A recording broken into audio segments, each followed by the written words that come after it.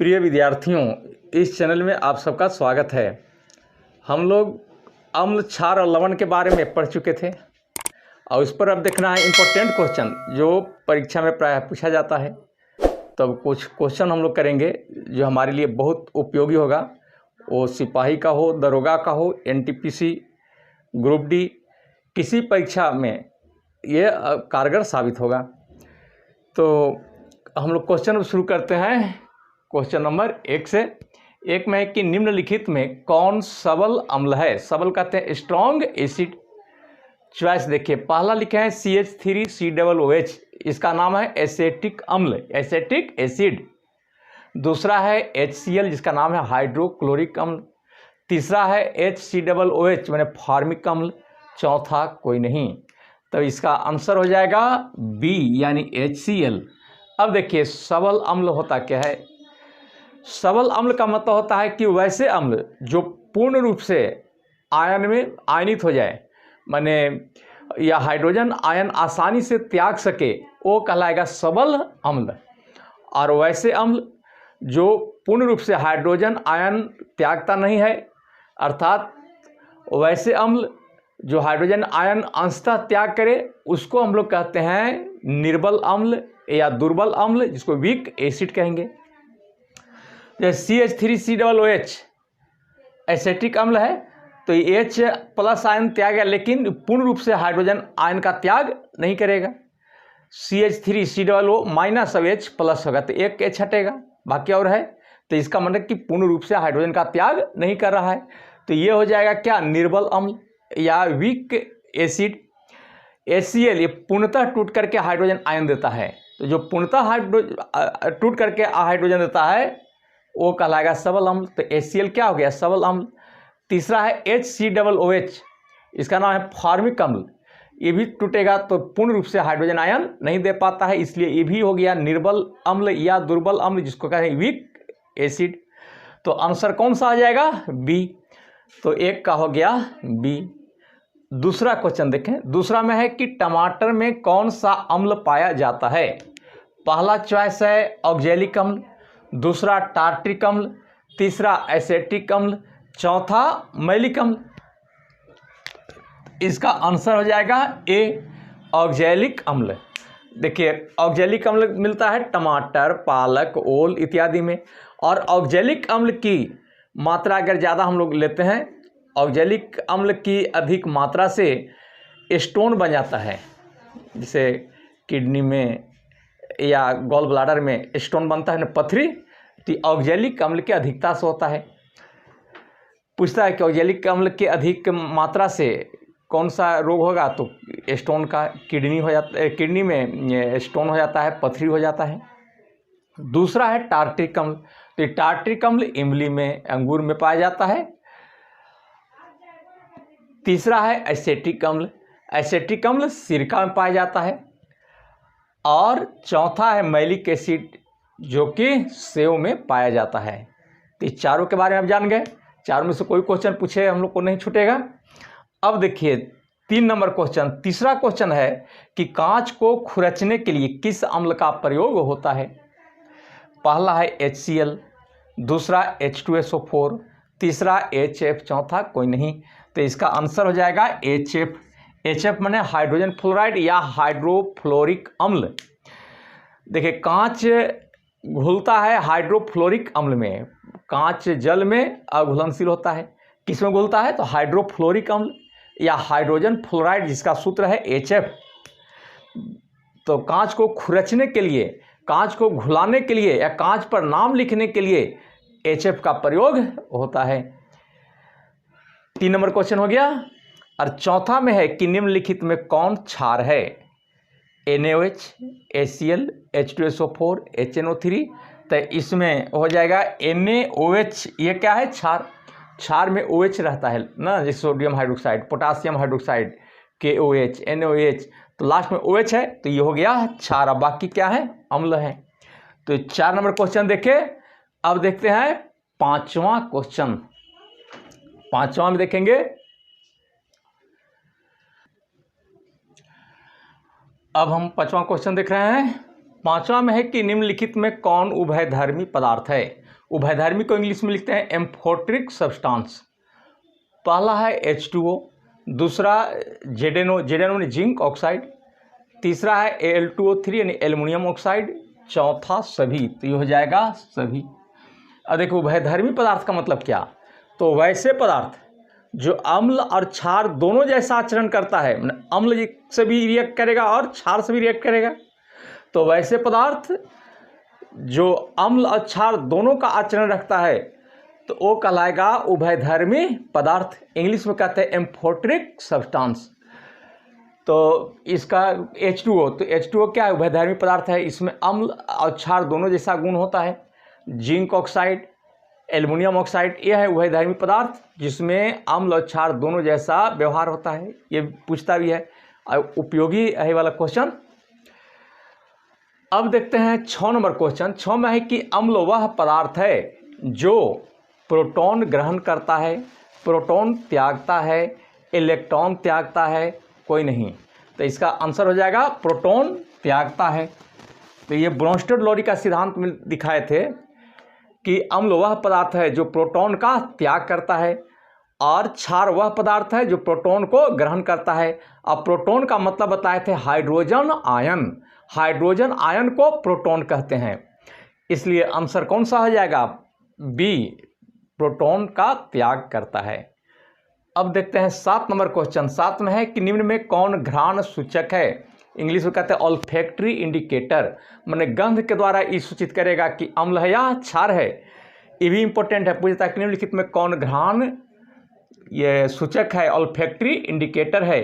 तो क्वेश्चन है, चॉइस है वैनिला, ऑनियन, क्लोव, सभी। तो इसका आंसर हो जाएगा सभी। वैनिला, प्याज, क्लोव जो लौंग कहते हैं, सभी, सभी हो जाएगा। एक गंध के द्वारा ये इंडिकेट करता है अम्ल क्षार का।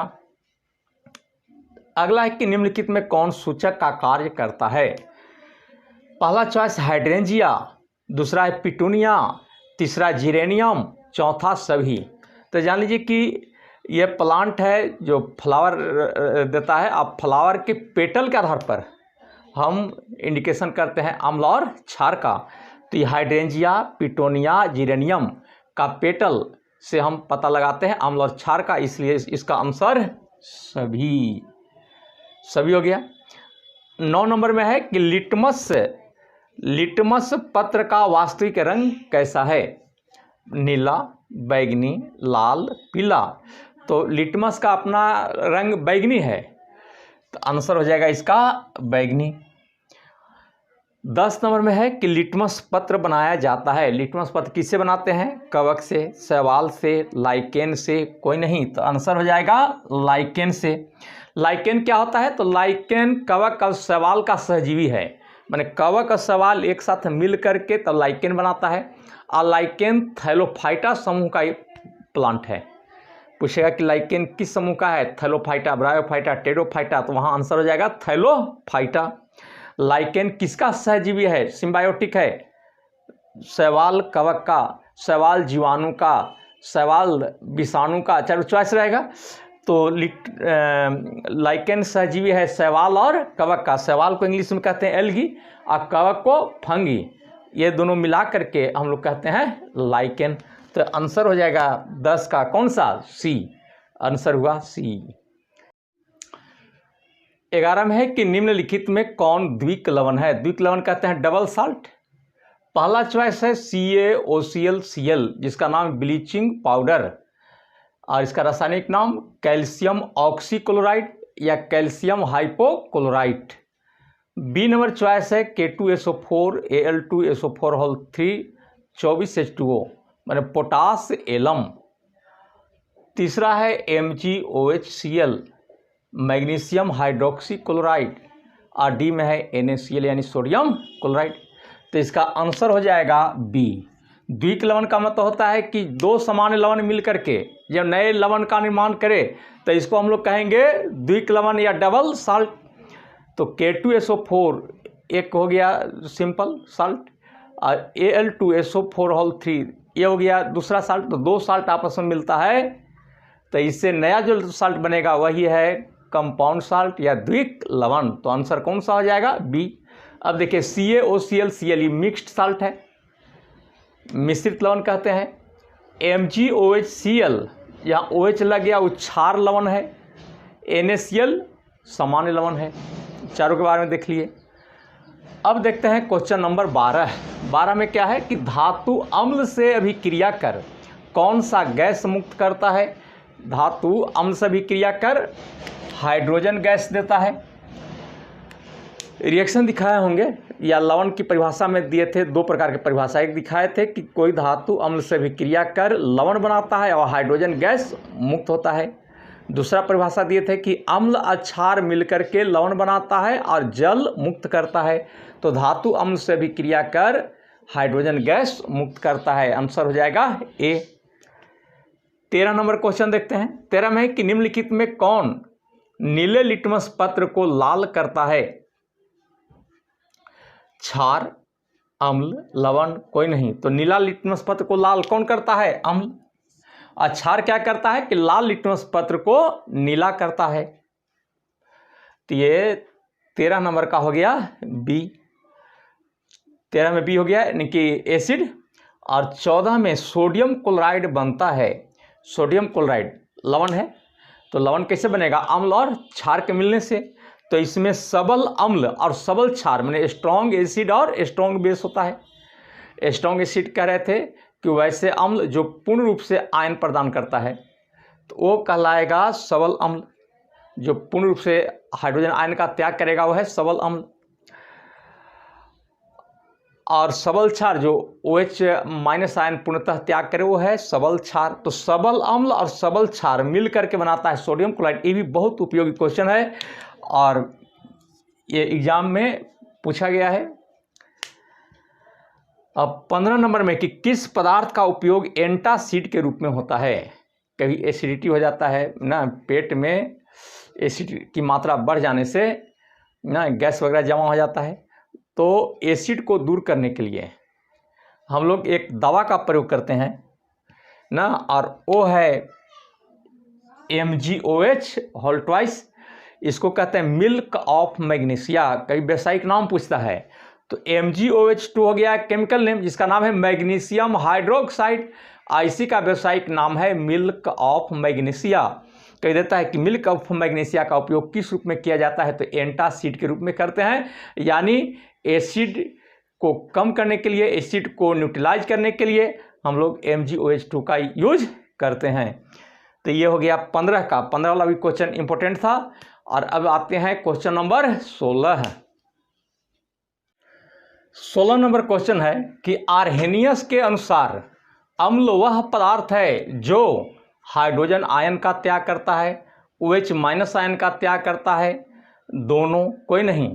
तो अम्ल वह पदार्थ है जो हाइड्रोजन आयन का त्याग करता है, और क्षार वह पदार्थ है जो OH माइनस आयन का त्याग करता है। क्षार के लिए हो गया OH माइनस आयन, अम्ल के लिए हाइड्रोजन आयन। तो जो हाइड्रोजन आयन का त्याग करे वो क्या कहलाएगा? अम्ल। किसके अनुसार? आर्हेनियस के अनुसार। अब 18 नंबर क्वेश्चन। 18 में है कि निम्न में कौन हाइड्रा अम्ल है, हाइड्रा एसिड। पहला चॉइस HNO3, दूसरा H2SO4, तीसरा HCl और चौथा सभी। तो इसका हो जाएगा HCl। हाइड्रा अम्ल का मतलब है कि वैसे अम्ल जिसमें ऑक्सीजन नहीं हो, और ऑक्सी अम्ल के मतलब कि हाइड्रोजन के साथ ऑक्सीजन भी हो। तो यहाँ देखिए HNO3 ऑक्सीजन है तो हो गया ऑक्सी अम्ल, H2SO4 ऑक्सी अम्ल, HCl में ऑक्सीजन नहीं है केवल हाइड्रोजन है तो ये हो जाएगा हाइड्रा अम्ल। तो आंसर हो जाएगा 17 का सी। 18 में कि अम्ल राज में होता है, तो अम्ल राज में क्या रहता है? तो 3 भाग कॉन्क HCl, कॉन्क माने कंसंट्रेटेड यानी सांद्र, HCl यानी हाइड्रोक्लोरिक अम्ल, और 1 भाग कॉन्क HNO3 नाइट्रिक अम्ल। 1 भाग कॉन्क HCl एवं 3 भाग कॉन्क HCl, 3 भाग H2SO4 चॉइस है, चौथा कोई नहीं। तो इसका आंसर हो जाएगा 3 भाग कॉन्क HCl एवं 1 भाग कॉन्क HNO3। तो 18 का आंसर कौन सा आ जाएगा? ए। अब 19 नंबर में देखेंगे।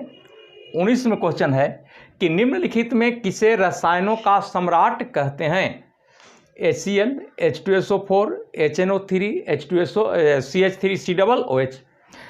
तो रसायनों का सम्राट कहते हैं H2SO4, यानी बी नंबर चॉइस होगा।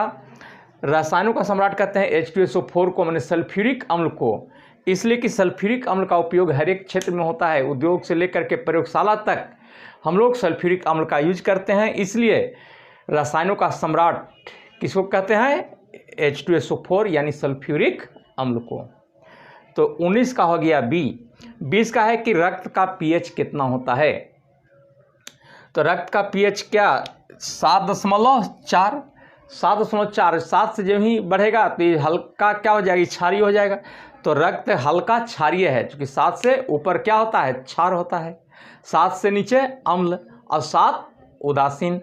तो ये 20 नंबर का हो गया ए, यानी 7.4। अब 6.8 लार के लिए है, लार का पीएच है। 2.3 नींबू का रस। 4.8 से 8.4 मूत्र का पीएच है। तो क्वेश्चन नंबर हम लोग 20 देखें। 21 नंबर क्वेश्चन है कि पीएच स्केल किसने बनाया? पीएच स्केल जिसके द्वारा हम लोग अम्ल क्षार के बारे में जानते हैं कि कौन अम्ल है कौन क्षार है, तो ये पीएच स्केल बनाया गया था। किनके द्वारा बनाया गया था? तो पहला चॉइस है सोरेनसन, दूसरा बॉयल, तीसरा ओम, चौथा चार्ल्स। तो बनाए कौन? सोरेनसन। तो आंसर हो जाएगा ए। 21 का हो गया ए। 22 का है कि पीएच जोड़ पीओएच का मान कितना होता है? पीएच और पीओएच माने कि हाइड्रोक्साइड आयन का पावर और पीएच हाइड्रोजन का पावर, दोनों को जोड़ते हैं तो जोड़ इसका योगफल कितना होता है? तो 14, यानी पीएच जोड़ पीओएच बराबर होता है 14। अब पीएच का मान देगा तो पीओएच निकल जाएगा, पीओएच दिया रहेगा तो पीएच का मान निकल जाएगा। तो ये डायरेक्ट क्वेश्चन पूछता है कि पीएच जोड़ पीओएच का मान कितना होता है? तो आंसर हो जाएगा 14। 22 का हो गया बी। 23 में है कि निम्न में कौन कृत्रिम सूचक है? इंडिकेटर का अम्ल क्षार पहचानने के लिए जिस युक्ति का हम उपयोग करेंगे वह कहलाता है इंडिकेटर। तो कृत्रिम सूचक कौन है? जैसे मान लाइकेन है तो ये हो गया आपको प्राकृतिक, लेकिन कृत्रिम जो मैन मेड होता है तो यह मिथाइल ऑरेंज फिनोल्फ्थलीन, दोनों कोई नहीं। तो मिथाइल ऑरेंज फिनोल्फ्थलीन का ये रासायनिक पदार्थ है, तो ये हो जाएगा दोनों, ये दोनों है कृत्रिम सूचक। और 24 में है कि पीएच का पूरा नाम क्या है? तो पीएच का एक्चुअल पूरा नाम है पोटेंज ऑफ हाइड्रोजन, जिसका मतलब होता है हाइड्रोजन की शक्ति। तो इसका पूरा नाम पोटेंज ऑफ हाइड्रोजन है।